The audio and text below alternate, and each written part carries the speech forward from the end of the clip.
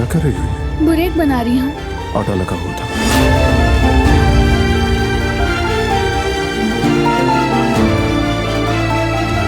तुम कुछ कहने वाली थी ना? तो क्या अब तुम हेलो भी नहीं कहोगी? मुझे तुम्हें सब कुछ बता देना चाहिए। मैं और अम्मी इस्तांबुल छोड़कर जा रहे हैं। और ये अचानक क्यों तय हो गया? दिलान, मुझसे गलती हुई। मैंने वो सब बुरे काम कैसे किए मैं खुद भी नहीं जानती। मैं जानती हूँ तुम्हारी बातों में सच्चाई नहीं है, लेकिन इससे फर्क नहीं पड़ता। दिलान, तुम देखकर नहीं डाल सकती हो क्या? दिल से दूर रहो। अगर उसे कोई भी नुकसान पहुंचा तो मैं तुम्हें जिंदा नहीं छोड़ूंगा। नारिया जान चुकी है कि हम उसे कंपनी से निकालने वाले हैं, इसीलिए फिराद से शादी कर रही है। लेकिन फिराद भी इस खेल में शामिल है। तुम फौरन खोज लगाओ। अगर मुमकिन होता है तो हम पहले कदम उठा लेंगे।